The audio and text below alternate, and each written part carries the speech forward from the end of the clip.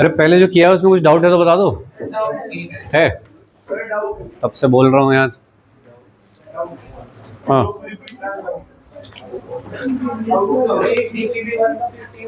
DPP 1 का 15 page number बताओ। DPP 1 का 15 5 बॉल्स, वो बिल्कुल कॉपी सेम वैसा है जैसा कि आपने 11th में ग्रेविटेशन पढ़ा है। अगर तुमने वो तमीज़ से पढ़ा है तो ठीक बात है, यहाँ पे भी कंटिन्यू कर लेना वही चीज़, और अगर नहीं पढ़ा है वहाँ पे तो कम से कम अब पढ़ लेना, तो सेकंड चांस मिल रहा है तुम्हें करने का। लिखिए कूलम्स लॉ, लिखिए भाई लोग, स्टेटमेंट लिखिए इसका, स्टेटमेंट लिखिए। The force of interaction, the force of interaction between 2 point charges,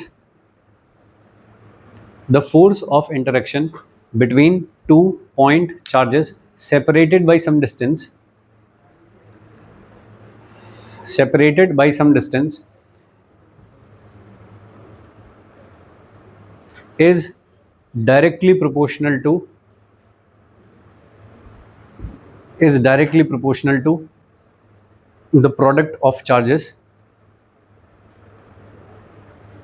is directly proportional to the product of charges and inversely proportional to,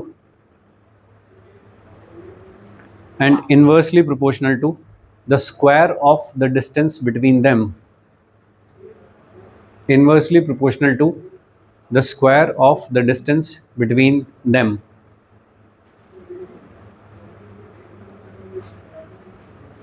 ये जो हमने लिखा वो तुमको समझ में आ गया? ठीक है, शुरू से एक दो वर्ड पढ़िए इसके। द फोर्स ऑफ, क्या लिखा है? इंटरेक्शन का क्या मतलब होता है? दोनों हो सकते हैं इसमें, अट्रैक्शन और रिपल्शन दोनों हो सकते हैं। जब आपने न्यूटन्स लॉ ऑफ ग्रेविटेशन लिखा होगा तो यहाँ पे अट्रैक्शन वर्ड लिखा होगा वहाँ पे, ठीक है, तुमने लिखा होगा the force of attraction between the 2 point masses, लेकिन अब तुम लिख रहे हो क्योंकि अट्रैक्शन रिपल्शन दोनों हो सकता है तो तुम वर्ड यूज कर रहे हो, या तो दोनों वर्ड लिखो या फिर एक सिंगल वर्ड लिखो, इंटरेक्शन बिटवीन द 2 कैसे मासेस? पॉइंट मासेस, ठीक है। और वो जो फोर्स है that is directly proportional to the product of the charges and inversely proportional to the square of the distance between them. तो ठीक वैसा वैसा ही लग रहा है सुनने में, लेकिन कुछ दो वर्ड मैंने बताया वो दोनों अंडरलाइन कर लीजिए कि हाँ वो लिखने ही होने चाहिए। फाइन, नेक्स्ट लिखिए, इसी में लिखना आगे, and the direction of force, force एक वेक्टर क्वांटिटी है तो उसकी डायरेक्शन में तो बतानी पड़ेगी, and the direction of force is along the line, the direction of force is along the line joining the two charges, the direction of force is along the line joining the two charges, ठीक है। देखिए एक charge है suppose ऐसा, इसका नाम है Q1, उससे कुछ दूर पे एक दूसरा चार्ज है उसका नाम है Q2, दोनों के बीच की डिस्टेंस है R, फाइन। तो इन दोनों को ज्वाइन करने वाली लाइन कौन सी होगी? यही लाइन है जो इनको ज्वाइन कर रही है, यही तो लाइन हुई। तो इन दोनों के ऊपर फोर्स लगेगा, कुछ किधर लगेगा? इसके ऊपर फोर्स लगेगा, उसकी वजह से किधर लगेगा? या तो इधर लगेगा और या तो इधर लगेगा, डिपेंड्स अपॉन पोलैरिटी क्या है, पॉजिटिव है नेगेटिव है ना, उस पर डिपेंड करके लगेगा जिधर भी लगेगा। ओके, वो लग जाएगा, चलिए ठीक है। फोर्स का मैग्नीट्यूड कितना होगा? एक तो वो दोनों जो चार्जेस हैं उन दोनों के प्रोडक्ट के डायरेक्टली प्रोपोर्शनल है, और उनके बीच में जो डिस्टेंस है उसके स्क्वायर के प्रोपोर्शनल है, ऐसा। तो F, और जब मैं इज इक्वल टू लिखूंगा यहाँ पे तो फिर क्या लिखूंगा? कांस्टेंट लिखूंगा। कोई क्या लिखते हैं वो कांस्टेंट?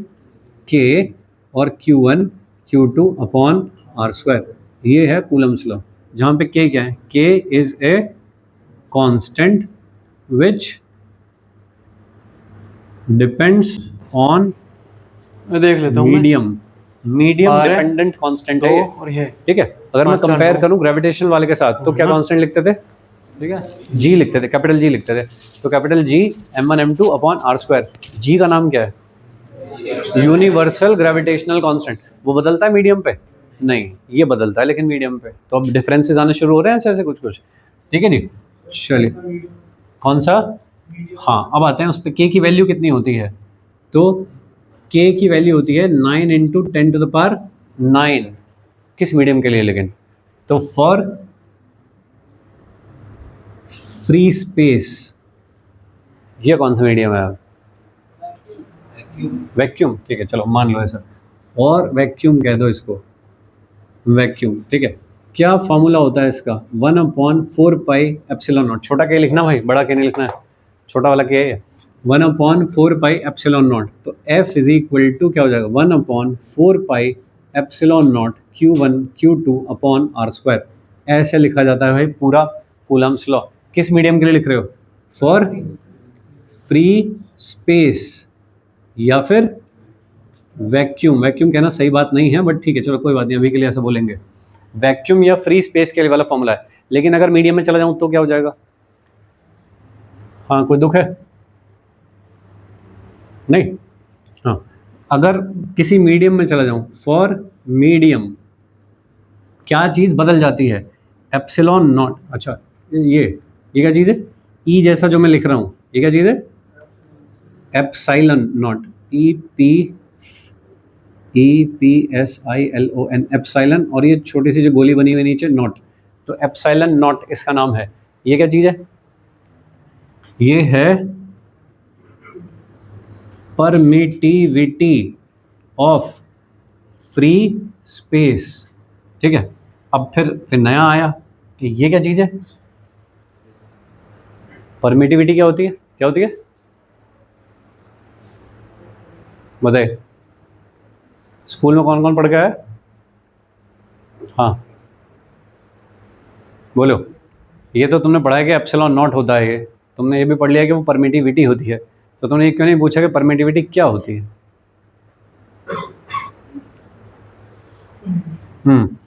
परमिटिविटी होती है ability to hold the electric field lines, ability to hold the electric field lines. अब ये पढ़ के तुम्हें क्या समझ में आया, ability to hold the electric field lines, electric field line नाम की कोई चीज़ होती है, ठीक है, उसे कोई होल्ड कर लेता है, होल्ड कर लेता मतलब पकड़ लेता है, ठीक है ना। कई बार वो नहीं आते, जैसे कोई बहुत ही खूंखार वो होता है साउथ इंडियन पिक्चर टाइप की कोई, तो उसने सामने से गोली चलाई और उसने कट ऐसे गोली पकड़ ली है ऐसे, ठीक है, तो वो हो गया कि होल्ड, पकड़ ही ली उसने भाई, ऐसे इलेक्ट्रिक फील्ड चला जा रहा था कहीं से और किसी ने पकड़ लिया ऐसे उसको, ठीक है। जैसे कि रिफ्रैक्टिव इंडेक्स जानते हो तुम, क्या होता है, कुछ तो होता है वो, ठीक है, क्या कर लेता है वो, क्या कर देता है वो, अच्छा डेफिनेशन क्या होती है रिफ्रैक्टिव इंडेक्स की, speed of light in vacuum upon speed of light in medium, सही है। वैक्यूम में लाइट की स्पीड ज़्यादा होती होगी या पानी में ज़्यादा होती होगी, पानी में ज़्यादा होती है, वैक्यूम में स्पीड ऑफ लाइट होती है 3 × 10⁸ मीटर पर सेकेंड, पानी में जाएगी, कांच में जाएगी जब, फिर कम हो जाती है कुछ स्पीड, ऐसे ही सुना है ना हमने, कम कैसे हो गई वो, तो ऐसा सोचो कि किसी ने पकड़ लिया है, ठीक बात है क्या, और जैसे ही ग्लास से बाहर निकलेगी या पानी से बाहर निकलेगी तो वापस क्या स्लो डाउन नहीं हो जाएगी क्या, अब नहीं, 3 × 10⁸ वापस हो जाएगी ना, तो जैसे ही मीडियम से बाहर निकली तो फिर वो जैसे कि किसी ने पकड़ रखा था उससे छूट गई, फिर वो तो फिर वापस सेम स्पीड एक्वायर कर ली उसने, ऐसा ही हुआ होगा ना कुछ। तो इसी तरह से इलेक्ट्रिक फील्ड लाइन जब किसी मीडियम में जा रही होती है तो मीडियम के अंदर ये कैपेबिलिटी होती है कि मैं इन्हें पकड़ लूं,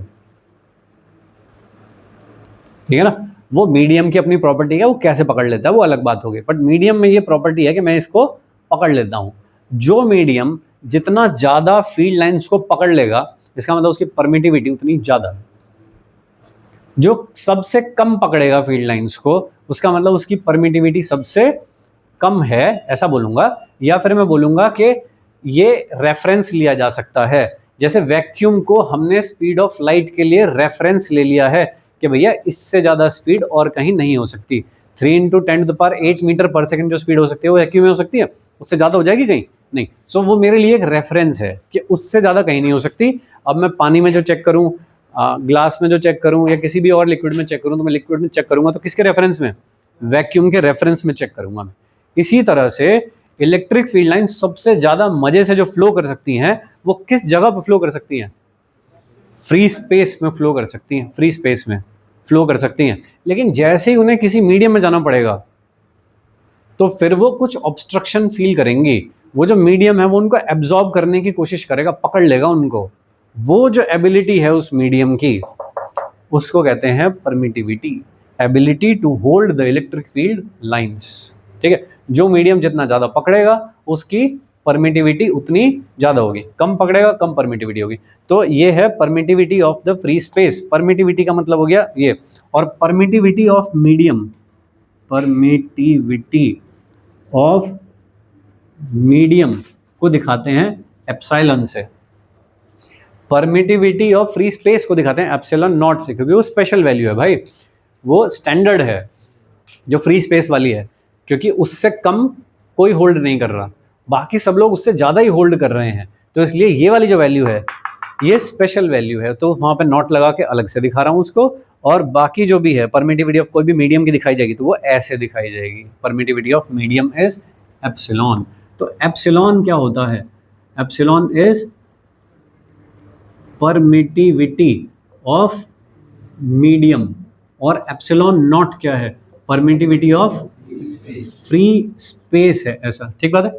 जैसे speed of light in vacuum और speed of light in medium का रेशियो कुछ कहा जाता है, क्या कहा जाता है, सिमिलरली परमिटिविटी ऑफ मीडियम और परमिटिविटी ऑफ फ्री स्पेस का रेशियो भी कुछ कहा जाता है। उसी लाइन पे समझ पा रहे हो ना सेम। तो अगर कोई कहे कि एप्सिलॉन अपॉन एप्सिलॉन नॉट, तो क्या हुई, permittivity of medium upon permittivity of free space, तो एक रेशियो निकलेगा ना ऐसा। इसको कहते हैं कैपिटल के, और इसका नाम है डाई इलेक्ट्रिक कांस्टेंट। ये वर्ड तुमने सुना पढ़ा होगा। सर वो भेज देना जो मैसेज करा था मैंने देखा ही नहीं, देख रखा। क्या भेज रहा। चलो देख लेना बाद में। ठीक। सवाल ववाल है। अच्छा हाँ हाँ, किस टॉपिक के, अच्छा रिलेटिव के, ठीक। ये बात समझे, ये वर्ड पढ़ा है तुमने कहीं, डाई इलेक्ट्रिक कॉन्स्टेंट, केमिस्ट्री में आता है कहीं पे ये, है ना। पानी का डाई इलेक्ट्रिक कॉन्स्टेंट क्या होता है, 81 के आसपास मान लो, तो 80-81 टाइप होता है मान लीजिए, ठीक है। तो अगर मुझको कहे कि force F is equal to 1/4 pi epsilon nought और Q1 Q2 upon R square, ये कहाँ पे है फोर्स, फ्री स्पेस में। लेकिन अगर मुझको कहे कि मैंने दोनों चार्ज को उठा के पानी में डाल दिया है, तो अब फोर्स पहले से कितने टाइम्स हो जाएगा, कितने टाइम्स हो जाएगा, तो बढ़ गया घट गया, फोर्स घट गया है।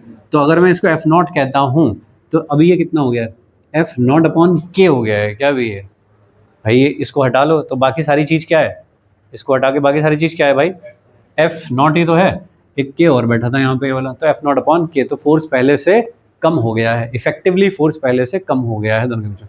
अब बताइए पूरा सिस्टम समझ पाए हो क्या आप, ठीक है। किसी कुछ सवाल है तो बताओ, नहीं तो नोट करो।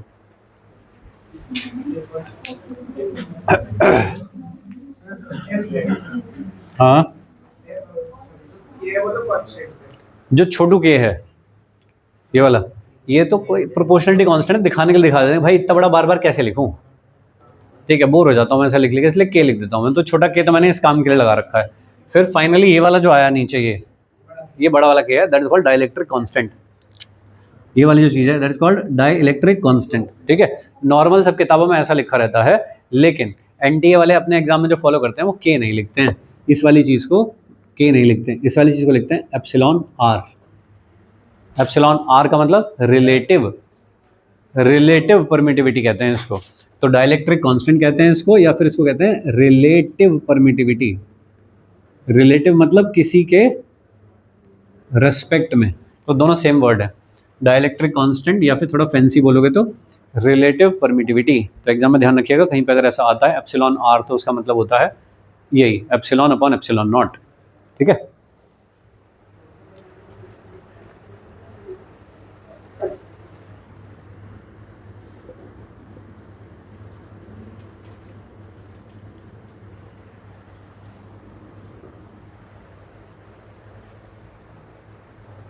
जल्दी लिख रहे हैं।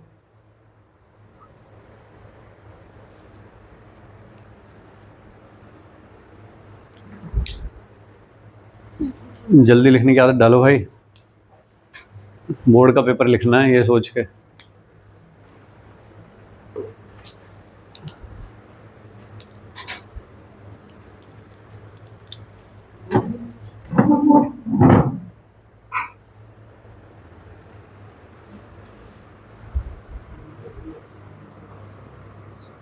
ठीक है, डायमेंशन फॉर्मूला निकालो। एम एल क्यूब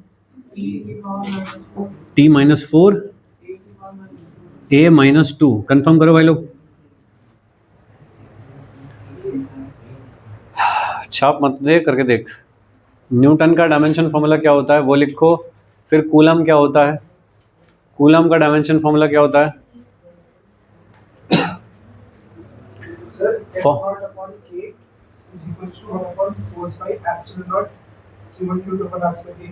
ये क्या क्या बातें कर रहा है ये? हाँ मैं कह रहा हूँ ये जो दोनों चीज मिला के है, इसकी यहाँ मल्टीप्लाई कर दो, क्या बचेगा। अरे इसको मैं epsilon is equal to epsilon nought into के लिख दूंगा। तो एप्सिलॉन नॉट इंटू के मैंने क्या लिख दिया, एप्सिलॉन, ऐसा लिख दिया ना। या फिर इसे एप्सिलॉन नॉट के एप्सिलॉन आर ऐसा लिखा जा सकता है। ठीक है, हाँ बोलो। डायमेंशन निकल गई। एप्सिलॉन नॉट की डायमेंशन निकालनी है और यूनिट निकालनी है।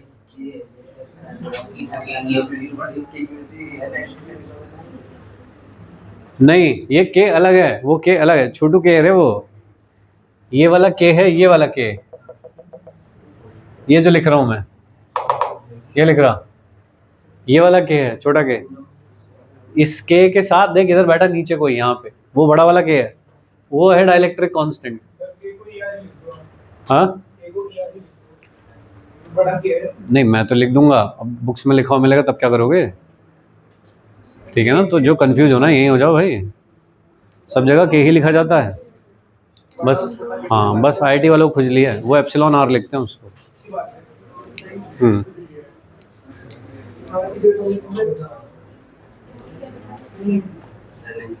हाँ हाँ बोलो बोलो। किसकी? अरे रुक तो रुक जा यार। हाँ बता क्या, कुछ भी बता दे यार। n-2।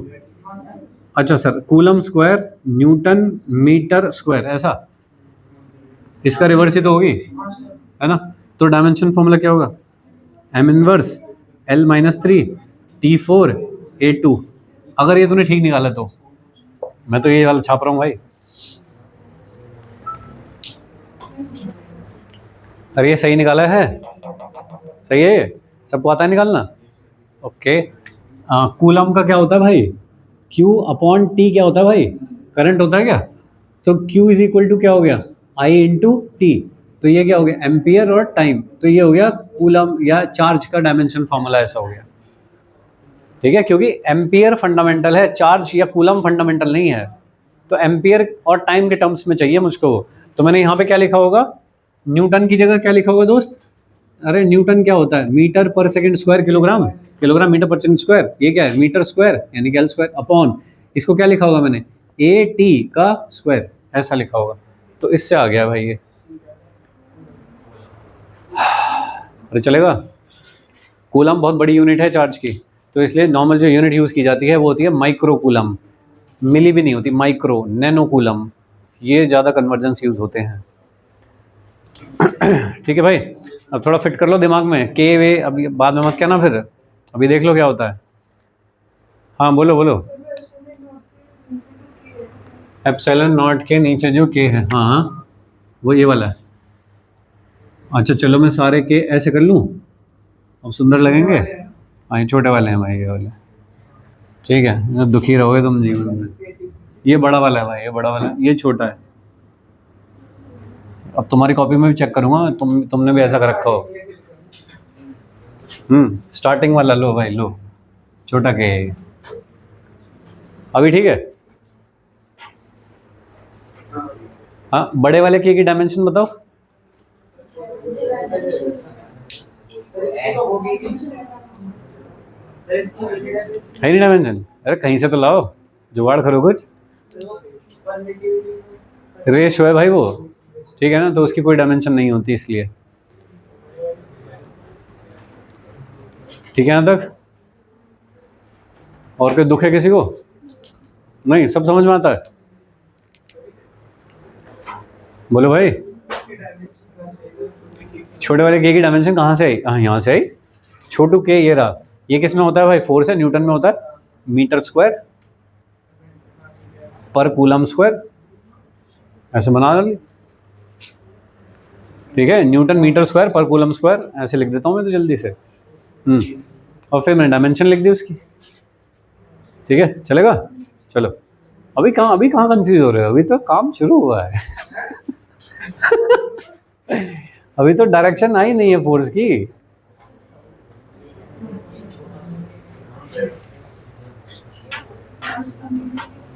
चलेगा। अगर मैं ये बोलूं कि जब भी कोई साइन ना लगा हो सामने तो फिर क्या होता है? पॉजिटिव। तो कोई साइन अगर नहीं लगाए तो इसका मतलब बाय डिफॉल्ट वो पॉजिटिव है, और माइनस है तो उसके आगे माइनस साइन लगाया जाएगा। तो दोनों कैसे हो गए? पॉजिटिव। तो फोर्स की डायरेक्शन किधर होगी?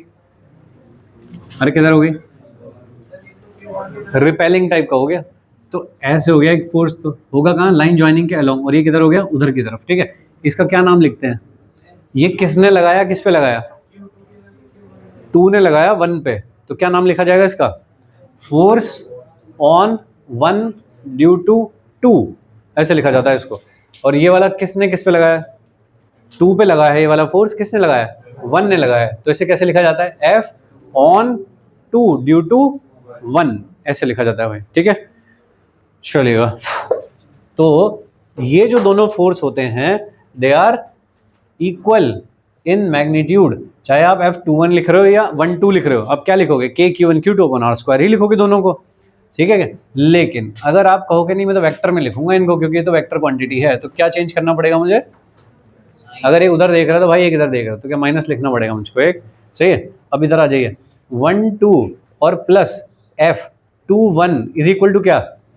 ओहो, ये खतरा है। अब summation of all the forces equal to कौन सी थ्योरम लग जाएगी?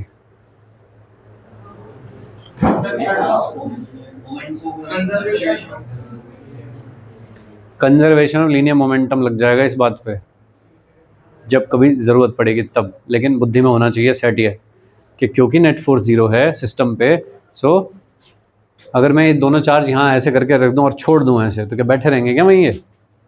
अरे बैठे रहेंगे वहीं पे, ये भाग जाएंगे। 2 मैग्नेट होती हैं जैसे, अगर सेम पोल सामने लाऊंगा छोड़ दूँ तो क्या होगा?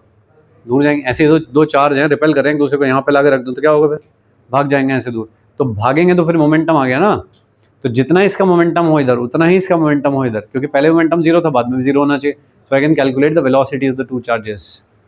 वो सब काम चलेगा इससे। ठीक है, नोट करिए इसको।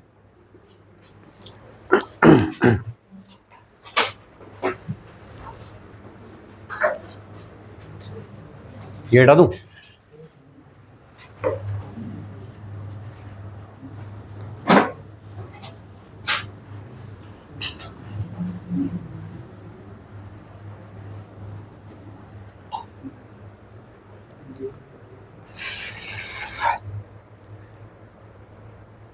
ठीक है भाई, ये सब देखना आना चाहिए। देखिए, summation of all the forces equal to 0, so momentum conservation लग जाएगा इसमें।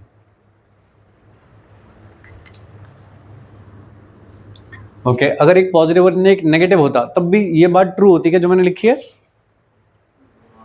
बना के देखना एक बार, अपने आप से बना के देखो। एक पॉजिटिव चार्ज है, एक नेगेटिव चार्ज है, और फिर बना के देखो।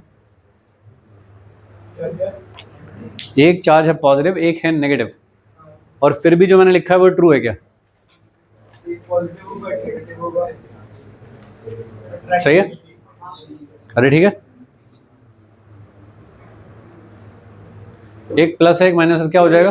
अट्रैक्ट करेंगे, तब इधर और इधर लग रहा होगा फोर्स, तब भी तो नेट फोर्स 0 ही हुआ। ठीक है, ऐसा। चलो फिर छोटे बच्चों वाला सवाल कर दो। चलो एक आधा। 8 माइक्रोकूलम का चार्ज है और यहाँ पे एक चार्ज है ये -2 माइक्रोकूलम, दोनों रखे हैं 10 सेंटीमीटर दूर। तो फोर्स कितना लग रहा होगा इन दोनों के बीच में? चलो प्लस कर लेता हूँ इसे। 8 माइक्रोकूलम का एक चार्ज है, 2 माइक्रोकूलम का एक चार्ज है, और दोनों एक दूसरे से 10 सेंटीमीटर की दूरी पे रखे हैं, तो फोर्स ऑफ इंटरेक्शन कितना होगा दोनों के बीच में?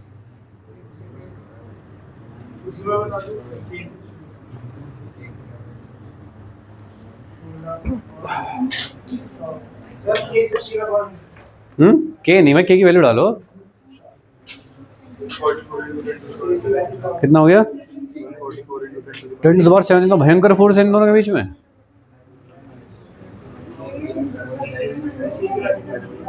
ज्यादा क्रांतिकारी लगा दिया भाई। 14.4 न्यूटन। कितना है रे? अरे बोलो। 14.4 न्यूटन ऐसा फोर्स है। बढ़िया है। ओके, अगर ये सारे सिस्टम को उठा के पानी में डाल दूं तो कितना हो जाएगा फोर्स? बता चुका हूं मैं कितनी होती है। हाँ, कितना हो जाएगा फोर्स? अगर सारे सिस्टम को उठा के पानी में डाल दूं तो फोर्स कितना हो जाएगा? 14.4 अपॉन 80, उतना फोर्स हो जाएगा। ठीक है, तो पहले से कम हो गया है फोर्स, ऐसा कुछ। ठीक बात है क्या? अरे ठीक है, नहीं 14.4 पहले आया फोर्स यहाँ पे भी। ये कितना आया अभी फोर्स? यार F इज इक्वल टू क्या होता है? K Q1 Q2 upon R square. K कितना लिखूं? 9 इंटू 10⁻9 लिखूं ऐसा, और ठीक है। Q1 कितना बता? अरे Q1 कितना यहाँ लिखूं? Q1 की जगह 8 ये रखा। 8 माइक्रो कितना होता है दोस्त? -6 इंटू और 2, और वो भी कैसा है? माइक्रो अपॉन दोनों के बीच की डिस्टेंस कितनी है? 10 सेंटीमीटर। और उस 10 सेंटीमीटर का तुमको स्क्वायर करना, तो भैया MKS में तो बदलोगे सबको ऐसा। ठीक है, मैं नहीं कर रहा भाई, अब मैं मान लेता हूँ कि इन्होंने सही निकाला होगा। 14.4 न्यूटन ऐसा करके आ गया भाई। तमीज से करना भाई काम, ऐसे नहीं हम है, बड़े हो गए तो। हाँ, देश का भविष्य है तुम्हारे हाथों में 1 साल बाद। ठीक है, अगले साल तो वोट डालना है तुम्हें, है ना? क्यों भाई? 2 साल बाद है? अच्छा।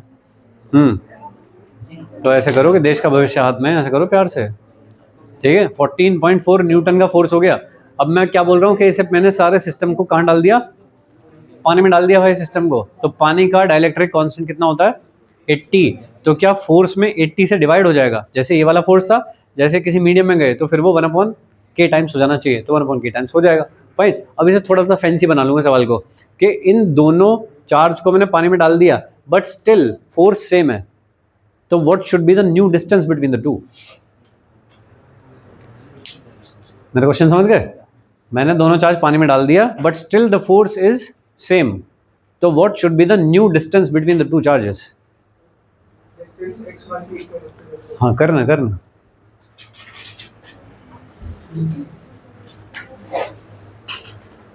क्वेश्चन समझ गया दोस्त?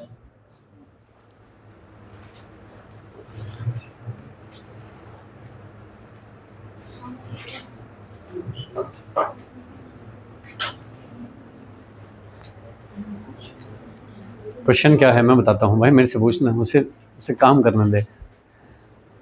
ये दोनों चार्ज ऐसे रखे, ये हवा में रखे, तो उनमें बीच में फोर्स तुमने निकाला 14.4, इनको पानी में डाल दोगे ऐसे, तो क्या फोर्स कम हो जाएगा? लेकिन मैं कह रहा हूँ नहीं, फोर्स कम नहीं होने देना, मुझे उतना ही रखना है। तो क्या करना पड़ेगा? फोर्स कैसे बढ़ेगा? या तो चार्ज बढ़ाओ तो बढ़ेगा, या फिर डिस्टेंस कम कर दो तो बढ़ जाएगा। तो अब नई डिस्टेंस कितनी कर दूं दोनों के बीच की, सो दैट के फोर्स 14.4 न्यूटन ही रहे।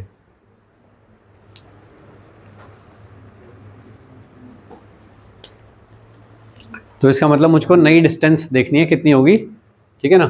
अब देखिए, अगर तुम सारे सिस्टम को पानी में डाल रहे हो तो जो फोर्स होगा वो होगा 1/4 pi epsilon nought into K Q1 Q2 upon R dash square. नई वाली डिस्टेंस डालनी पड़ेगी ना कुछ, सही है? ये वाला फोर्स कितना है? ये वही है 14.4। मैं 14.4 भी क्यों रखूँ? मैं तो ये वाला रखूँगा ना, कुछ चीज़ें कटवट जाएंगी। तो मैं इस F की जगह पे क्या रख दूँ? 1/4 पाई एप्सिलॉन नॉट। ये तो एयर में था ना, तब तो डाइलेक्ट्रिक नहीं था कुछ भी। तो कितना हो गया? Q1 Q2 अपॉन ये था 10 सेंटीमीटर, यानी कि पुरानी वाली डिस्टेंस का square R square. Is equal to कितना है 1/4 पाई एप्सिलॉन नॉट के Q1 Q2 upon are dash square. अब देखो क्या क्या कटा, ये साफ हो गया, ये साफ हो गया, कौन बचा? तो जो चीज़ें बची हैं उनको झेल लो थोड़ा। ये इधर आ जाएगा, कितना हो जाएगा R dash square is equal to, तुम इधर चले जाओ बेटे, आर स्क्वायर अपॉन क्या हो गया के, तो R dash is equal to कितना हो गया आर अपॉन अंडर रूट के। ठीक है, पुरानी डिस्टेंस कितनी थी तो बताओ, पुरानी वाली कितनी थी 10 सेंटीमीटर अपॉन पानी का के ऑलमोस्ट कितना होता है 80 81, तो कितना हो जाएगा 9, 10/9 should be the new distance. ठीक है क्या, 10/9 1.1 सेंटीमीटर कुछ होती होगी, तो 1.1 सेंटीमीटर अगर आप डिस्टेंस कर दो तो पानी में जाने के बाद भी उनके बीच का फोर्स सेम रहेगा।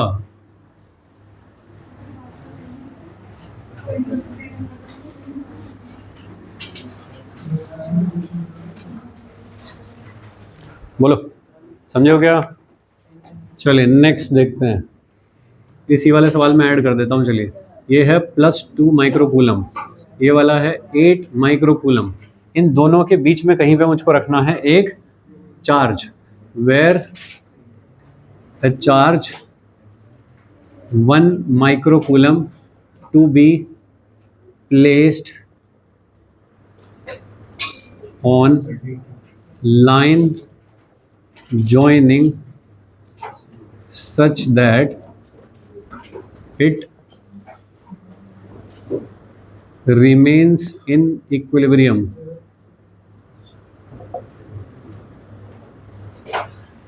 इन दोनों को ज्वाइन करने वाली जो लाइन है वहां पे कहाँ रखूं मैं एक नया चार्ज 1 माइक्रोकूलम कि वो इक्विलिब्रियम में रहे।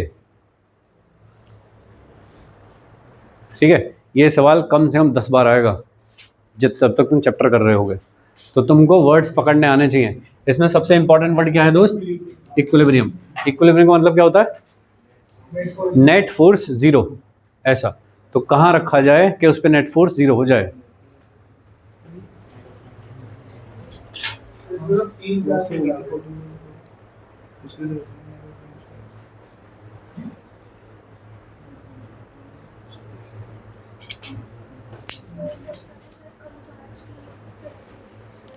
ठीक बात है, हाँ ठीक बात है, लॉजिक सही है तुम्हारा। हाँ सही है, सही है, ठीक बात है। ये तो थोड़ा सा वैसा हो गया, ऊपर ऊपर से आंसर हो गया, हम समझ गए कि ऑप्शन कैसे एलिमिनेट कर सकते हैं, ऐसा हम समझ गए। भाई आराध्या का ये कहना है कि ये जो इसका मिड है उसके उधर होना चाहिए, सो दैट क्योंकि इसका जो रिपल्शन होगा वो ज़्यादा होगा, ठीक है ना, और उसका जो रिपल्शन होगा वो कम होगा, तो वो बैलेंस कहीं दो की तरफ ही हो सकता है। तो जो मेरा आंसर आना चाहिए वो 5 सेंटीमीटर से ज़्यादा आना चाहिए। ऐसा अगर इतनी बुद्धि अगर आपने लगा ली ना तो आप 2 ऑप्शन हटा पाओगे, 4 में से 2 ऑप्शन को तो तुरंत कट मार दोगे कि ये तो हो ही नहीं सकते, ठीक है ना, बट फिर भी आंसर तो चाहिएगा, तो सॉल्व करो। 2 माइक्रोकूलम की तरफ से 10/3, 2 माइक्रोकूलम अगर ये 2 ना होके -2 होता तो क्या आंसर होता? प्लस 6.67 फ्रॉम 8 सेंटीमीटर, ठीक है, 6.67 फ्रॉम 8 सेंटीमीटर। कैसे करेगा दोस्त? कहीं तो रखेगा बीच में, तो ठीक है, जैसे कि ये था कितना था +8 था, और ये वाला कितना था +2 था। अब इनके बीच में कहीं तो रखेगा, मान लेंगे यहाँ रख दिया, ठीक है, ऐसा रख दिया। कहाँ रखा होगा? मान लिया x डिस्टेंस पर रखा होगा। अगर ये x है तो ये कितनी है? 10 - सही है, मान लीजिए 10 - x। ऐसा करना नहीं चाहिए मुझे, एक्चुअली सेंटीमीटर में हो तो मुझे 0.1 - x करना चाहिए। अब देखिए ये इसको धक्का मारेगा, ये पॉजिटिव ये भी पॉजिटिव, धक्का मारेगा ऐसे, ये इसको धक्का मारेगा पॉजिटिव पॉजिटिव, ये धक्का मारेगा। अगर ये वाला फोर्स बराबर हो जाएं तो क्या नेट फोर्स जीरो हो जाएगा? ये बात लिखनी है तुमको कि F1 = F2 हो जाए, ये F1 ये F2 बराबर हो जाए। अब इन दोनों के बीच का फोर्स कैसे लिखूंगा? K Q1 Q2 माइक्रो भी है साथ में, है ना, अपॉन r² कौन है? x² = इन दोनों के बीच का फोर्स लिखेगा तो क्या लिखेगा? K Q1 Q2 है ना अपॉन 0.1 - x² इक्वल कर दिया मैंने वो। अब x की वैल्यू निकाल लो काटा कूटा करके, हो गया। अरे ठीक है, नेक्स्ट क्या बोला मैंने? 2 की जगह पे अगर मैं -2 कर दूं, जिन्होंने कर लिया है उनको बोल रहा हूँ, अगर 2 की जगह पे -2 कर दूं तो क्या आंसर आएगा?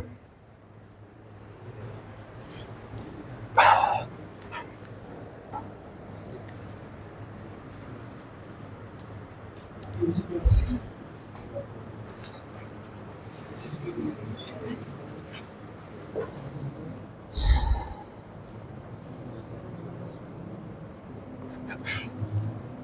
भी तो माइक्रो है, कूलम लिखा है।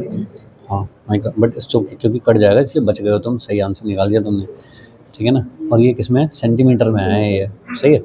और एक चीज़ और बता दो बस मुझे, तुमने यहाँ पे क्या किया है, इस लाइन से इस लाइन में, इस लाइन से इस लाइन स्क्वायर रूट किया है तुमने, ऐसे बोलो, है ना। जब आप स्क्वायर रूट करते हो प्लस माइनस नहीं आता क्या? अब बताओ, हो गया? हाँ जी, पहला वाला हो गया, फाइन। देखिए अब मुझे जो करने को बोला है ना वो कर दो, है ना, दिल पे मत लो ऐसा। क्या करने को बोला है तुमको?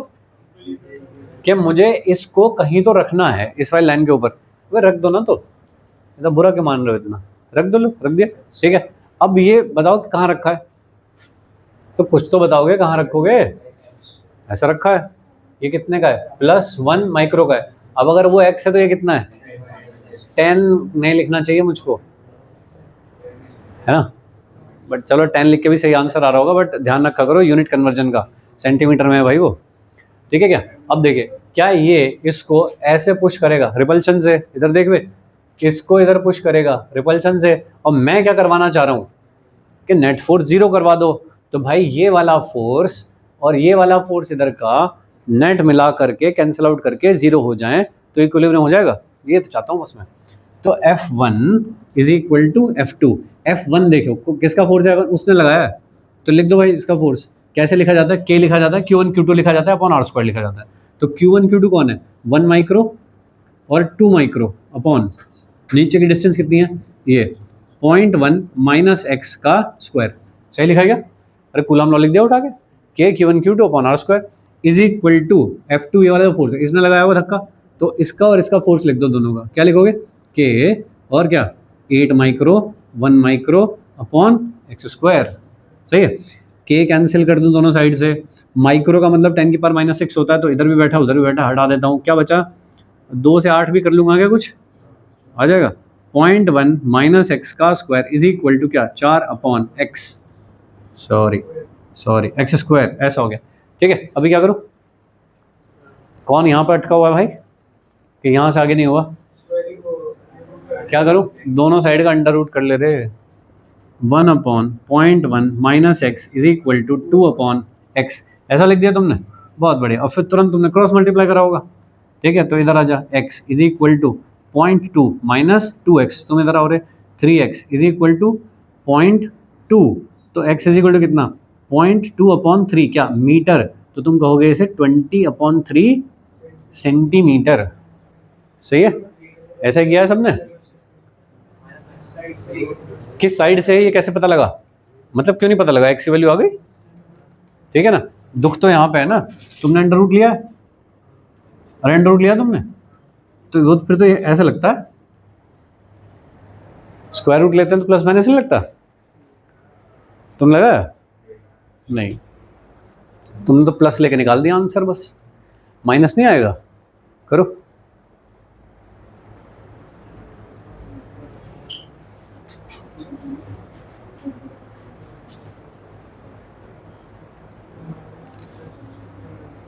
बताओ माइनस लेके क्या आंसर आएगा,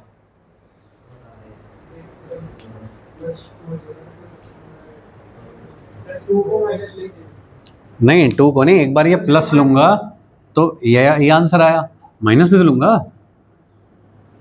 तब क्या आंसर आएगा,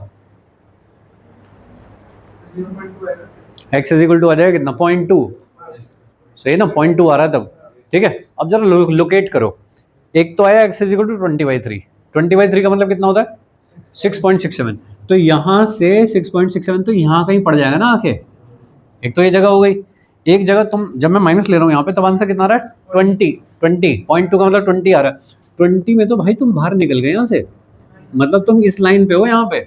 अब बताइए यहाँ पे अगर तुम बैठे हो आके तो ये वाला चार्ज किधर फोर्स लगाएगा, ऐसे, अरे +1 है यहाँ पे, और ये किधर फोर्स लगाएगा ऐसे, जब दोनों सेम ही डायरेक्शन में देख रहे हैं तो कभी 0 हो जाएगा वो नहीं। इसका मतलब जो तुम माइनस लेके आंसर निकालोगे ना x is equal to 20 centimetre, that is unacceptable, वो नहीं है, तो उसको नेग्लेक्ट करूँगा। जैसे जब कई बार तुम काइनेमेटिक्स से सवाल करते हो उसमें टी की वैल्यू नेगेटिव आती है, क्या करते हो तो फिर ऐसा ही है, ठीक है। तो भैया मैथ तो सारे आंसर देगा, क्योंकि क्वाड्रेटिक है इक्वेशन, क्वाड्रेटिक है, 2 रूट होने ही चाहिए, तो वो तो अपने बता रहा है कि 2 रूट कौन कौन से हैं, लेकिन ये तो मैं चूज़ करूँगा ना कौन सा रूट मुझे एक्सेप्टेबल है कौन सा नहीं है। तो मेरे लिए ये वाला आंसर है, ये वाला आंसर नहीं है, पॉसिबल नहीं है मेरे लिए, ठीक है क्या। लेकिन अगर यही वाला चार्ज -2 हो जाए तो फिर क्या होगा, फिर क्या आंसर होगा, हाँ बताइए, तब क्या आंसर होगा। ठीक है, मैं नई फिगर बना देता हूँ, ऐसे है, ऐसे है, ये +2 है, सॉरी ये है -2 है, सही बात। अब मैं तुमसे ये वाला सवाल करवा रहा हूँ, ठीक है भाई। अब तुम फिर से यही सारा काम करोगे भाई, इसकी जगह क्या लिख दोगे, -2 लिख दोगे, यहाँ क्या आ जाएगा -2 आ जाएगा, लेकिन जब अंडर रूट डालोगे इसका उसका तो यहाँ माइनस प्लस प्लस माइनस कुछ भी आ जाएगा, ऐसे करके ऐसा आ गया, तब भी सेम आंसर निकल के आएंगे दोनों, 20/3 आएगा और 20 आएगा। अब देखिए तुम कहते हो एक आंसर तो मेरा यहाँ पे आया है, ये वाली जो डिस्टेंस है वो कितनी है तुम्हारी 20/3। अब जरा चेक करो कि तुम अगर यहाँ पे अपना +1 का चार्ज रख दो तो उसमें फोर्स किधर लगेंगे, ये किधर फोर्स लगाएगा +1 पे, अरे राइट लेफ्ट, ऐसे, ये किधर लगाएगा ऐसे, तो ये तो ऐड हो रहा है, तुम कैसे कह रहे हो कि इक्विलिब्रियम में ये, ठीक है ओके। अब इधर आते हैं, जो मेरा आंसर आया था 20 सेंटीमीटर, तो 20 सेंटीमीटर पे ये वाला इस पे +1 पे किधर फोर्स लगाएगा ऐसे, और ये -2 वाला इस पे किधर फोर्स लगाएगा ऐसे। हियर इज अ पॉसिबिलिटी कि ये इक्विलिब्रियम में हो सकता है। तो अगर ये सिस्टम दे रखा है +8 -2, फिर तो आंसर होगा 20 सेंटीमीटर। लेकिन अगर सिस्टम दे रखा है ये कहाँ चला गया +8 +2, तो आंसर होगा 20/3, ठीक है। तो ऐसा नहीं कि आंसर आ गया खट से मारा देके, नहीं, पहले चेक कर लो पॉसिबल भी है क्या नहीं। तो एक बार जरा फोर्स वोर्स बना के चेक कर लो कि सही में इक्विलिब्रियम में आ रहा है या नहीं आ रहा है, ठीक है भाई लोग। चलिए आज के लिए इतना ही।